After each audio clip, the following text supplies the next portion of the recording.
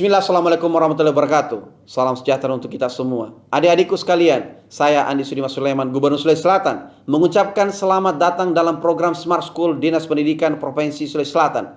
Hari ini adik-adik sekalian akan mengikuti pembelajaran hybrid dalam program Smart School. Aplikasi Smart School adalah sebuah pendekatan dengan tetap mengedepankan sebuah pendidikan dengan digital approaching untuk kemudian mengedepankan kualitas dan mutu pendidikan yang diterima siswa secara seragam di seluruh wilayah Sulawesi Selatan termasuk di pelosok-pelosok. Program ini bukan hanya memberikan kepada adik-adik sekalian pengalaman belajar yang baru, namun juga memberikan fasilitas kebutuhan dengan fitur bermanfaat seperti rekaman video pembelajaran yang dapat diulang, trik-trik penyelesaian soal, ujian-ujian serta sarana konsultasi pembelajaran dari guru-guru terbaik di Sulawesi Selatan. Sering-sering mengakses aplikasi Smart School melalui gawai yang adik-adik sekalian miliki di setiap kesempatan yang dimiliki. Untuk seluruh adik-adikku sekalian yang saya cintai, saya banggakan, selamat belajar dan semoga ilmu yang didapatkan bermanfaat untuk menambah pengetahuan pendidikan adik-adik sekalian. Salam kita pada salam. Assalamualaikum warahmatullahi wabarakatuh. Salam sejahtera untuk kita semua.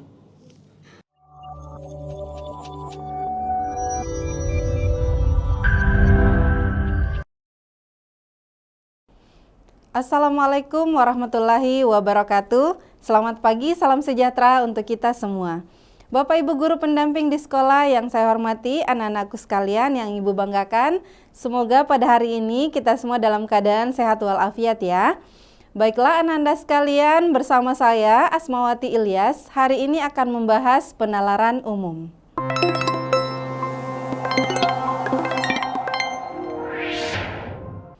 Baik anak-anakku sekalian, nah tentunya anak-anakku sekalian sudah sering kali mendengarkan ya. Jadi untuk tes potensi skolastik yang nantinya akan Ananda hadapi pada UTBK ataupun SNBT, insya Allah nantinya salah satu bagiannya adalah penalaran umum.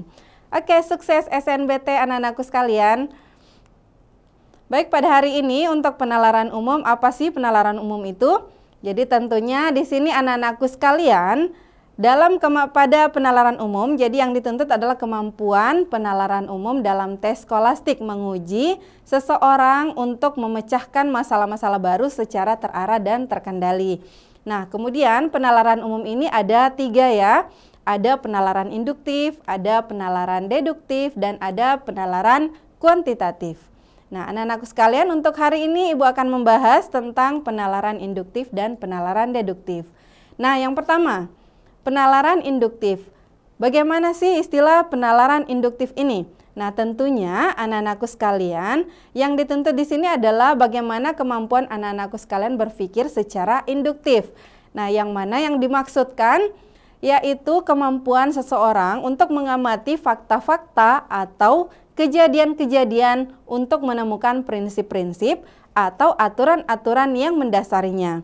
Jadi tentunya di sini adalah penarikan kesimpulan ya anak-anakku sekalian ketika dipertemukan dengan fakta-fakta yang ada atau kejadian-kejadian yang bisa saja anak-anakku sekalian dapatkan pada kehidupan sehari-hari.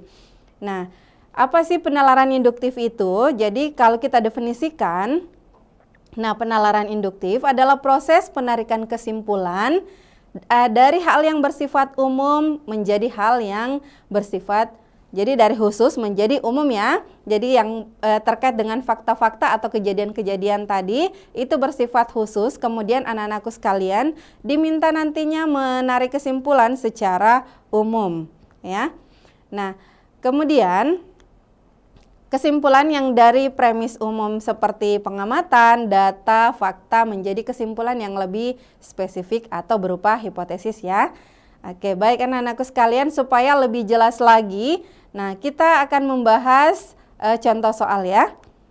Baik, nah kita langsung saja pada contoh soal yang pertama, bagaimana tentang penalaran induktif itu di dalam soal tes potensi skolastik nantinya yang akan kalian hadapi. Nah misalnya seperti ini. Kementerian Perdagangan menargetkan harga minyak goreng sawit sesuai dengan aturan harga eceran tertinggi baru. Namun, minimnya pasokan minyak goreng di pasar membuat target gagal tercapai. Nah, pertanyaannya, berdasarkan teks tersebut, jika harga minyak goreng sawit sesuai dengan harga eceran tertinggi baru, simpulan yang paling tepat adalah apakah A. Tidak ada pasokan minyak goreng di pasar, B. Target Kementerian Perdagangan tidak tercapai, C. Target Kementerian Perdagangan belum tercapai, D. Pasokan minyak goreng di pasar melebihi kebutuhan pasar, E. Pasokan minyak goreng di pasar tidak dapat memenuhi kebutuhan pasar. Nah, ketika mendapatkan soal-soal seperti ini anak-anakku sekalian, nah kita harus lebih teliti, lebih jeli pada saat membaca wacana ya. Misalnya kita lihat di sini pada kalimat yang kedua, langsung saja kita lihat pada kalimat kedua ada kata namun. Ya. Ada kata namun. Berarti ini pengingkaran terhadap kalimat yang pertama. Nah, kalau dikatakan tadi pada kalimat pertama, ini Kementerian Perdagangan merencanakan untuk harga minyak goreng sawit itu sesuai dengan aturan harga eceran tertinggi yang baru. Namun, karena minimnya pasokan minyak goreng di pasar, itu membuat target gagal tercapai. Berarti, kalau begitu tidak terjadi kenaikan ataupun harga eceran tertinggi yang baru. Nah, tentu yang berlaku adalah tetap harga yang masih normal. Nah, sekarang kan di sini kita lihat pada yang kedua ya, kalimat yang kedua di sini dikatakan berdasarkan teks tersebut, jika harga minyak goreng sawit sesuai dengan harga eceran tertinggi baru. Nah, kira-kira simpulan yang paling tepat. Nah, kita perhatikan yang bagian A. Tidak ada pasokan minyak goreng di pasar. Wah, tentu saja salah ya. Ini sudah jelas tidak benar. Kemudian yang kedua, target Kementerian Perdagangan tidak tercapai. Nah, karena ada tadi alasannya, namun. Oke, berarti bukan ini ya. Bukan ini yang dimaksudkan sebagai simpulan, karena terdapat pada kalimat tersebut tadi. Oke, kemudian yang ketiga, target Kementerian Perdagangan belum tercapai. Nah, juga bukan itu yang dimaksudkan. Nah, kita lihat yang bagian D dan E. Kira-kira mana yang lebih tepat antara D dengan E? Kalau kita lihat yang bagian D, pasokan minyak goreng di pasar melebihi kebutuhan pasar. Sedangkan kalau yang bagian E, pasokan minyak goreng di pasar tidak dapat memenuhi kebutuhan pasar. Tapi kalau kita mengatakan tidak dapat memenuhi kebutuhan pasar, sementara dikatakan tadi pada kalimatnya bahwa ada hanya minimnya ya. Jadi minimnya pasokan minyak goreng di pasar itu membuat target gagal tercapai. Akan tetapi bukan mengatakan tidak memenuhi kebutuhan pasar ya. Jadi seperti itu anak-anakku sekalian, berarti jawaban yang paling tepat di sini adalah poin D. Ya. Jadi pasokan minyak goreng di pasar melebihi kebutuhan pasar. Oke, baik anak-anakku sekalian, lebih latihan lagi ya ketika mendapatkan soal yang seperti ini. Baik, tentunya kalian bisa ya. Kita lihat lagi contoh soal yang kedua. Nah, kalau di sini ini tadi kata kuncinya, jika P maka Q, maka kita lihat premis yang kedua ternyata bukan Q. Maka kesimpulannya tentu juga bukan P. Oke, baik seperti itu ya anak-anakku sekalian. Baik, kita lanjut pada contoh soal yang kedua. Oke, kita lihat dulu contoh soal yang kedua. Pada tahun lalu, banjir yang terjadi di daerah Zen menyebabkan kerusakan pada bangunan warga. Pada tahun ini, banjir terjadi di daerah Zen, tetapi tidak ada bangunan yang mengalami kerusakan. Nah, pertanyaannya adalah, manakah pernyataan berikut yang paling mungkin menjelaskan perbedaan kondisi tersebut? Berarti yang dimaksudkan di sini perbedaan pada tahun lalu dan tahun ini. Ya, kira-kira apa yang terjadi pada daerah Zen? Nah, kita lihat poin A. Rata-rata curah hujan di daerah Zen pada tahun ini lebih rendah daripada tahun lalu. Kemudian B, pada tahun ini pemerintah lebih gencar melakukan sosialisasi mengenai bahaya banjir. C, beberapa bangunan warga di daerah Zen memiliki jaminan asuransi untuk kerusakan akibat bencana alam. D, setelah kejadian banjir tahun lalu, warga tidak buang sampah sembarangan. E, bencana banjir pada tahun ini terjadi pada pemukiman dengan sistem drainase yang baik. Nah, kira-kira yang mana di antara poin-poin ini A sampai E yang paling tepat. Nah, kita bisa lihat yang dimaksudkan di sini antara tahun lalu dengan tahun ini. Sama-sama terjadi banjir. Nah, sama-sama tahun lalu dan tahun ini terjadi banjir. Tapi apa yang membedakan? Tahun lalu itu ada kerusakan pada bangunan warga. Kita bisa lihat kerusakan pada bangunan warga. Sedangkan pada tahun ini ternyata tidak ada bangunan yang mengalami kerusakan. Nah, anak-anakku sekalian, ketika kita berbicara tentang banjir, tentu apa yang paling penting untuk diperhatikan? Tentu saluran air atau drainase pada daerah tersebut. Nah, ketika itu lancar tentunya tidak ada kerusakan ya. Walaupun curah hujannya tetap sama, akan tetapi boleh jadi hal yang bisa menguntungkan pada kejadian itu adalah tidak terjadi kerusakan pada bangunan-bangunan di daerah tersebut. Berarti jawaban yang paling tepat adalah benar sekali. Jawaban yang paling tepat adalah E. Kenapa? Karena kita berbicara tentang banjir, berarti tentu yang pertama harus dipikirkan adalah saluran air atau drainasenya. Oke, baik anak-anakku sekalian, saya kira seperti itu ya untuk contoh dari penalaran induktifnya. Baik, kita lanjut pada pembahasan tentang penalaran deduktif. Nah, apa sih penalaran deduktif itu? Oke, baik anak-anakku sekalian. Nah, untuk penalaran deduktif, tentunya di sini anak-anakku sekalian diminta bagaimana bernalar secara deduktif. Yang mana maksudnya yaitu kemampuan seseorang untuk bernalar secara logis dengan menggunakan premis-premis dan prinsip-prinsip yang telah diketahui sebelumnya. Nah, kalau dikatakan apa sih penalaran deduktif? Jadi bisa dikatakan bahwa penalaran deduktif adalah proses penarikan kesimpulan dari proposisi yang bersifat umum ke sifatnya lebih khusus. Jadi berkebalikan ya tadi dengan induktif, dari khusus ke umum, sekarang dari umum ke khusus. Nah, kita bisa lihat untuk kesimpulan, jadi umumnya kesimpulannya itu secara logis berdasarkan premis yang ditemukan, berarti tentunya ada pernyataan-pernyataan sebelumnya.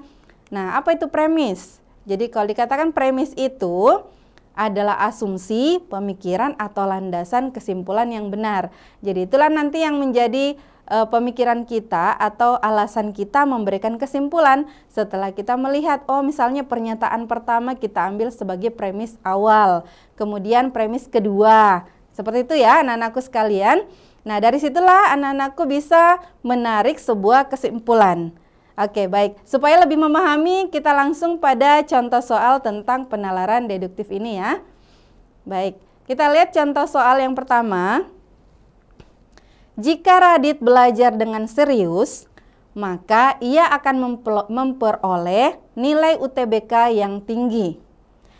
Jika nilai UTBK Radit tinggi, maka ayah akan memberikan hadiah motor dan laptop baru. Ternyata ayah hanya memberikan hadiah laptop baru kepada Radit. Nah, simpulan yang paling tepat dari pernyataan-pernyataan tersebut adalah apakah A. Radit tidak belajar dengan serius, B. Radit belajar dengan serius tetapi tidak memperoleh nilai UTBK yang tinggi, C. Ayah memberikan hadiah laptop karena Radit sudah belajar dengan serius, D. Radit tidak belajar dengan serius tetapi memperoleh nilai UTBK yang tinggi. E. Ayah akan memberikan hadiah laptop jika Radit belajar dengan serius atau memperoleh nilai UTBK yang tinggi. Nah, di sini ada anak-anakku sekalian bisa perhatikan pernyataan-pernyataan yang ada. Inilah yang menjadi premis petunjuk bagi kita untuk memberikan kesimpulan nantinya ya. Nah, di sini ada 3 kalimat. Kita perhatikan dulu kalimat yang pertama. Jika Radit belajar dengan serius, jadi kita bandingkan dulu yang pertama dan kedua dulu ya. Jika Radit belajar dengan serius, maka ia akan memperoleh nilai UTBK yang tinggi. Oke, kita ambil yang pertama ini sebagai nilai P misalnya ya, premis pertama. Kemudian, jika nilai UTBK Radit tinggi, maka ayah akan memberikan hadiah motor dan laptop baru. Ya, nah kita bisa lihat. Jadi di sini, maka ayah akan memberikan hadiah motor dan laptop baru. Jadi kita bisa ambil sebagai kalimat kedua ini sebagai key ya. Nah, misalnya kita perhatikan dulu. Nah, dari premis pertama dan premis kedua kita tarik kesimpulan dulu. Nah, jangan dulu perhatikan premis yang ketiga ya. Kita ambil dulu yang pertama dan kedua. Tentu kalau dua kalimat ini anak-anakku sekalian bisa menarik kesimpulan, mengambil simpulan dari keduanya. Jadi simpulannya adalah jika Radit belajar dengan serius, maka ayah akan memberikan hadiah motor dan laptop baru. Begitu ya anak-anakku sekalian. Jadi kita bisa ambil misalkan ini P, jika P maka Q. Seperti itu ya. Nah, berarti kita bisa simpulkan nantinya berarti jika P, jika P maka kita bisa ambil tadi yang R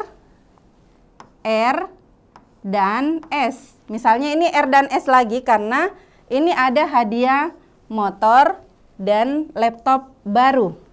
Ya, kita bisa ambil seperti itu. Jadi kita anggap ini premis pertama, ini kedua. Ini tadi jika pertama maka yang kedua. Oke. Nah, sekarang kita lanjutkan. Nah, kita ambil tadi kesimpulan yang pertama. Jika Radit belajar dengan serius, maka ayah akan memberikan hadiah motor dan laptop baru. Berarti jika P, maka R dan S. Jadi hadiah motor ini adalah R, laptop baru ini adalah S. Nah, sekarang kita perhatikan kalimat yang ketiga. Kita ambil sebagai premis berikutnya. Ternyata ayah hanya memberikan hadiah laptop baru kepada Radit. Nah, berarti yang kedua ini adalah bukan R dan S. Ya kan? Berarti pengingkaran terhadap tadi yang pertama. Karena pernyataan kita pertama, jika P maka R dan S. Artinya jika Radit belajar dengan serius, maka akan diberikan hadiah motor dan laptop baru. Tapi ternyata tidak diberikan keduanya. Nah, berarti kesimpulannya adalah, maka kesimpulannya adalah tentu bukan P. Bukan P. Yang mana tadi P? P adalah jika Radit belajar dengan serius. Nah, berarti kalau begitu kesimpulannya adalah bukan P. Berarti Radit tidak belajar dengan serius. Nah, kita bisa lihat ternyata jawabannya ada pada poin A. Oke, luar biasa begitu ya anak-anakku sekalian. Jika melihat soal yang seperti ini, maka tentu anak-anakku bisa menganalisa bagaimana kita bisa menarik kesimpulan. Ya. Oke, baik. Kita lanjut contoh yang kedua. Nah, kita lihat dulu. Jika musim kemarau, maka tumbuh-tumbuhan meranggas. Saat tumbuh-tumbuhan meranggas, sampah berserakan. Nah, simpulan yang tepat adalah apakah A, saat kemarau sampah tidak berserakan, atau B, sampah berserakan terjadi pada bukan musim kemarau. C, sampah berserakan bukan karena tumbuh-tumbuhan yang meranggas. D, saat musim kemarau, sampah berserakan. E, saat musim bukan kemarau, sampah berserakan. Nah, kalau ini lebih sederhana ya daripada yang tadi. Nah, bagaimana anak-anakku sekalian? Ada yang bisa menjawab? Coba Ibu lihat responnya di kolom chat, ada enggak ya? Wah, luar biasa. Keren ya, langsung bisa menjawab. Jawabannya tepat sekali. Jawaban yang benar adalah D, saat musim kemarau sampah berserakan. Jadi seperti itu ya anak-anakku sekalian, ketika kita melihat ada dua pernyataan berarti kita ambil sebagai premis pertama dan premis kedua dan tentu bisa langsung menyimpulkannya. Oke, keren anak-anakku sekalian. Baik, supaya lebih mahir lagi ya. Jadi kita akan latihan bersama. Jadi pada latihan soal ini, nah, Ibu akan membacakan soalnya, kemudian memberikan clue. Harapan Ibu semuanya memberikan responnya, boleh melalui kolom chat. Kita lihat kira-kira jawabannya kalian apakah benar, apakah sudah tepat sekali, atau masih butuh penjelasan. Mudah-mudahan semuanya sudah bisa ya, dan bahkan harapan kita ke depannya kalian bisa menyelesaikan soal-soal seperti penalaran umum ini dalam waktu kurang dari 1 menit. Siap? Oke, baik. Kita latihan soal. Latihan soal yang pertama kita lihat ya. Nah, perhatikan pernyataan berikut. Kakak sedang belajar dan adik sedang bermain boneka. Nah, ingkaran yang tepat untuk pernyataan tersebut adalah apakah A, kakak tidak sedang belajar dan adik juga tidak sedang bermain boneka. B, kakak sedang tidak belajar atau adik tidak sedang bermain boneka. C, kakak sedang belajar atau adik tidak sedang bermain boneka. D, kakak sedang belajar dan adik sedang tidak bermain boneka. E, kakak sedang belajar atau adik sedang bermain boneka. Nah, apakah kira-kira sudah ada ya jawaban di room chat? Bagaimana anak-anakku sekalian? Wah, ada yang jawab B, ada yang jawab A. Wah, keren ya. Berarti sudah bisa menjawab ya dengan tepat. Ada yang sebut A, ada yang B. Berarti ada 2 jawaban antara A dan B ya. Wow, keren. Kita lihat bandingkan antara A dan B. Kakak tidak sedang belajar dan adik juga tidak sedang bermain boneka. B, kakak sedang tidak belajar atau adik tidak sedang bermain boneka. Nah, perbedaannya ternyata ada pada kata dan, kemudian kata atau. Nah, kira-kira yang mana yang paling tepat di antara keduanya? Nah, kita bisa lihat di sini anak-anakku sekalian. Ya, karena masih ada 2 pilihan ya. Oke, jadi kalau kita lihat kalimatnya kakak sedang belajar dan adik sedang bermain boneka. Yang diminta adalah ingkarannya.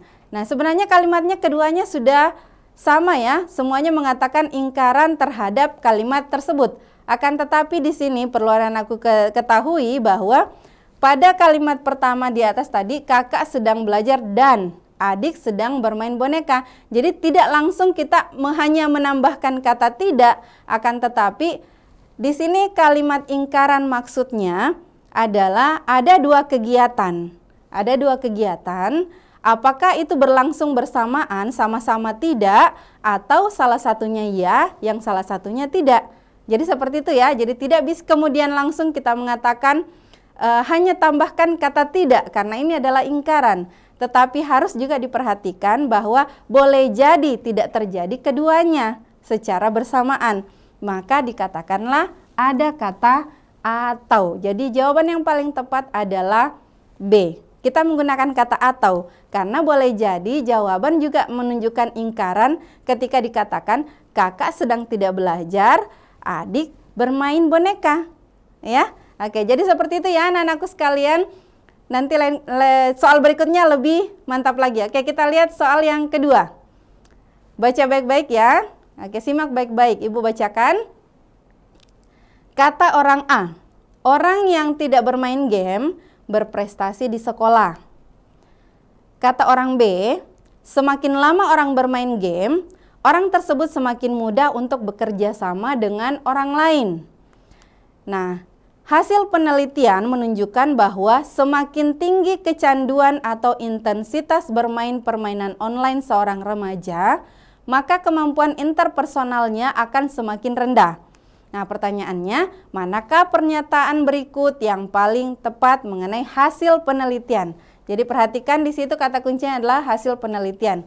Harus perhatikan apa yang dikatakan pada hasil penelitian. Kita lihat bagian A, memperkuat pernyataan A, B memperkuat pernyataan B, C memperlemah pernyataan B, D memperlemah pernyataan A dan B, kemudian E tidak relevan dengan pernyataan A dan B. Jadi, ingat anak-anakku sekalian, yang diperhatikan di sini adalah hasil penelitian. Kira-kira hasil penelitian ini apakah memperkuat pernyataan si A, atau memperkuat pernyataan si B, atau memperlemah pernyataan si B, atau memperlemah pernyataan A dan B, atau tidak relevan dengan pernyataan A dan B. Nah, sekarang Ibu mau lihat apakah ada respon dari room chat. Saya mau lihat.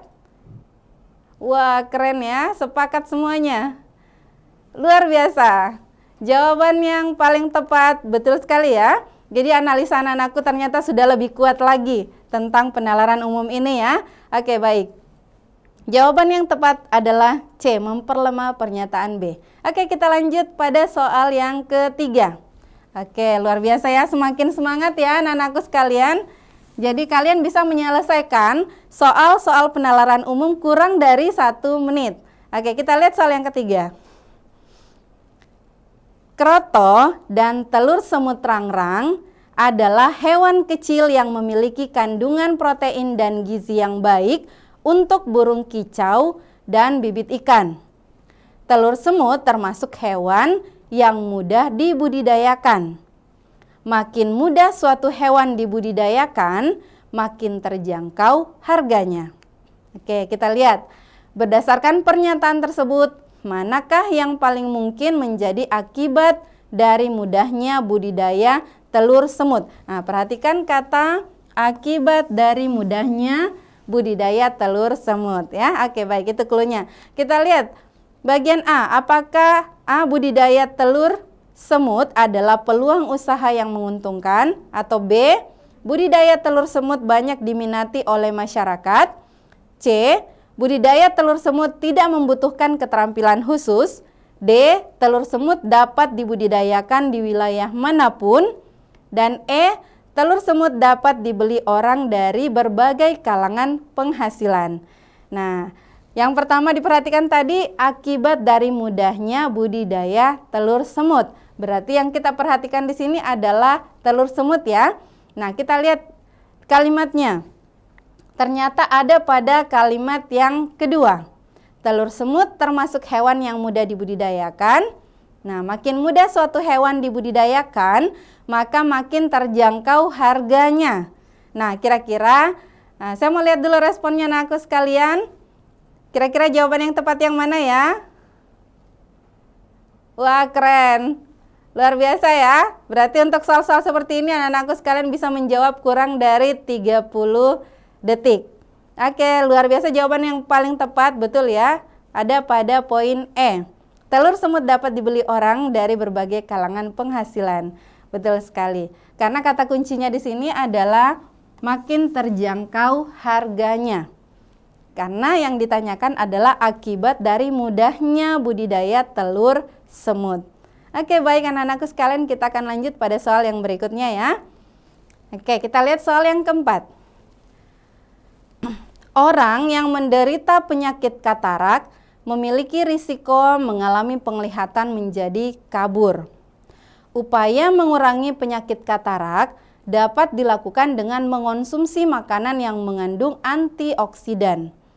Risiko penglihatan menjadi kabur berkurang ketika penyakit katarak dapat dicegah.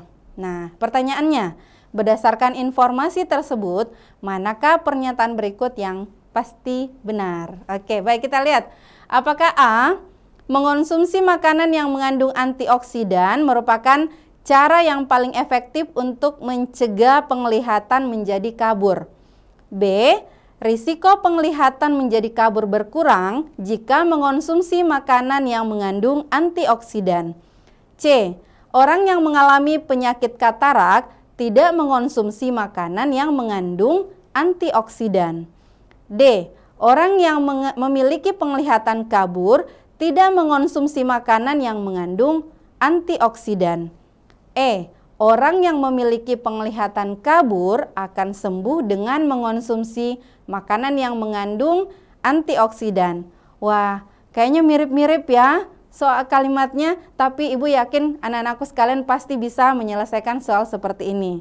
Nah, kita perhatikan saja apa yang diharapkan pada kalimat ini. Jadi yang ditanyakan adalah manakah pernyataan berikut yang pasti benar? Berarti yang dimaksudkan di sini adalah kesimpulan dari beberapa kalimat dari pernyataan di atas.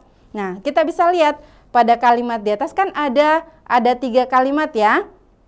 Nah, ada 3 kalimat. Kira-kira yang mana kesimpulan yang paling tepat, yang paling benar, yang pasti benar?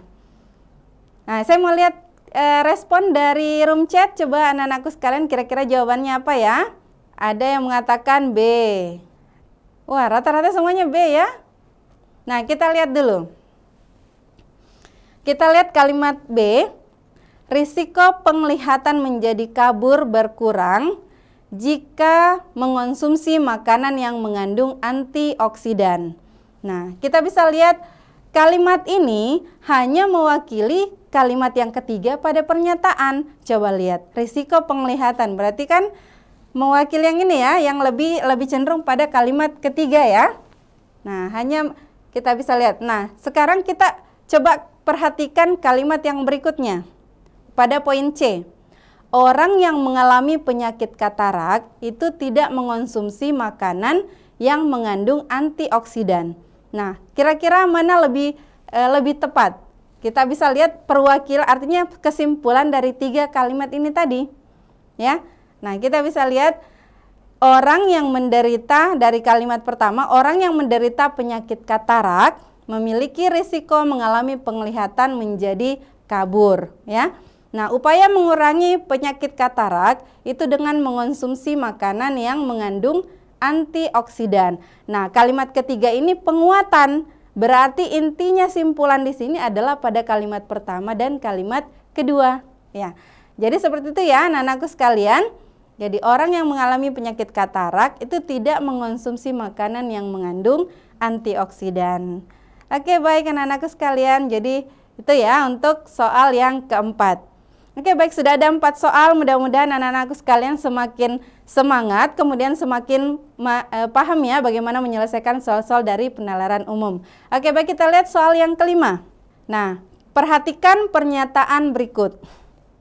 Semua siswa yang menyukai pelajaran biologi juga suka pelajaran kimia. Oke. Kalimat yang kedua. Semua siswa yang menyukai pelajaran bahasa Indonesia juga menyukai pelajaran kimia. Kita lihat kalimat ketiga. Sebagian siswa yang menyukai pelajaran biologi juga menyukai pelajaran bahasa Indonesia. Nah, kira-kira dari pertanyaannya simpulan yang paling tepat dari ketiga pernyataan ini yang mana ya? Kita lihat apakah A. Tidak ada siswa yang menyukai pelajaran biologi dan pelajaran kimia. B. Semua siswa yang menyukai pelajaran kimia pasti menyukai pelajaran biologi dan pelajaran bahasa Indonesia. C. Semua siswa yang menyukai pelajaran biologi dan pelajaran bahasa Indonesia tidak menyukai pelajaran kimia. D. Sebagian siswa yang menyukai pelajaran biologi dan pelajaran bahasa Indonesia tidak menyukai pelajaran kimia. E. Ada siswa yang menyukai pelajaran kimia namun tidak menyukai pelajaran biologi dan pelajaran bahasa Indonesia.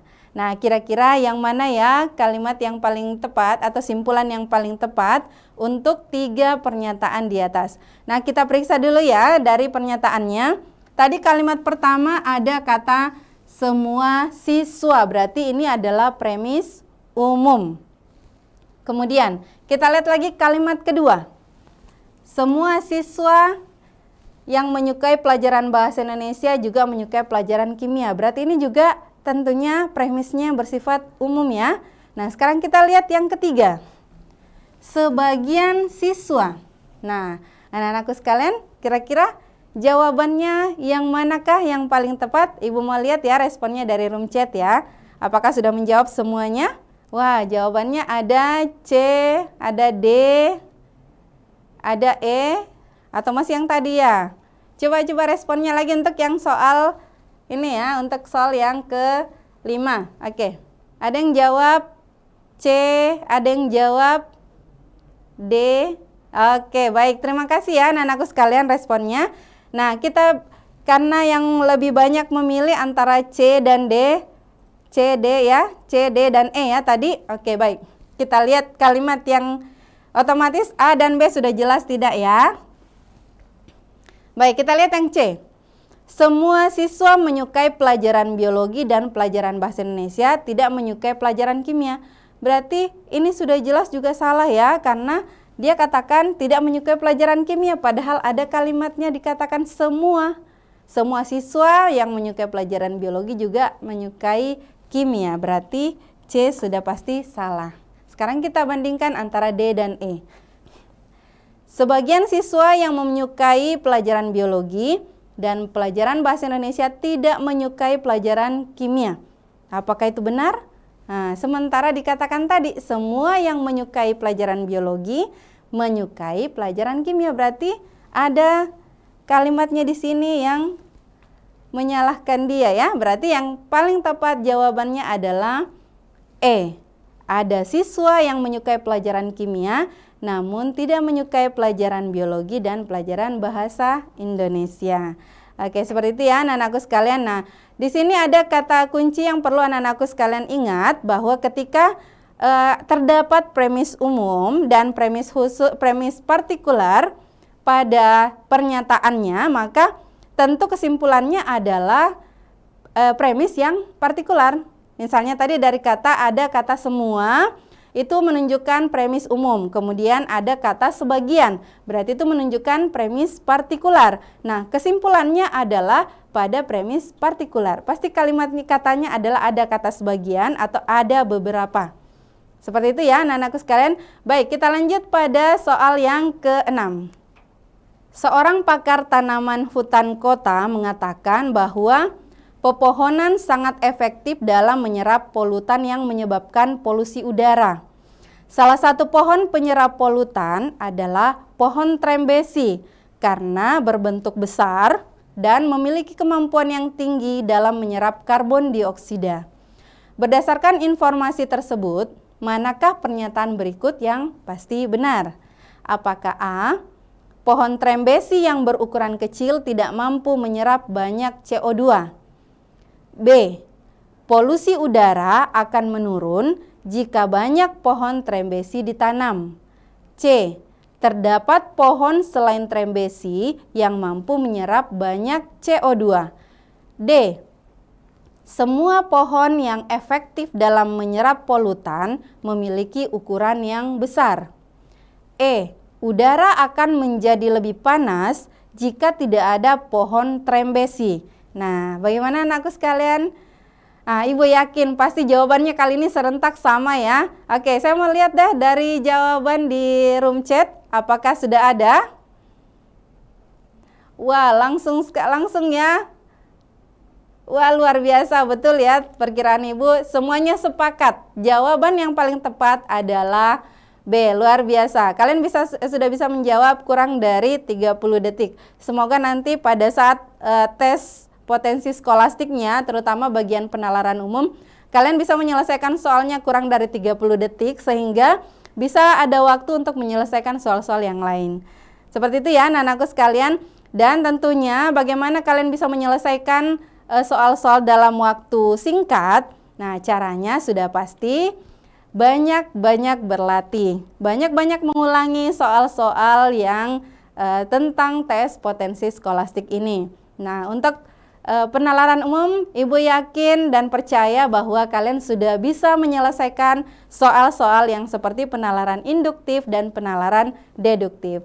Baik anak-anakku sekalian.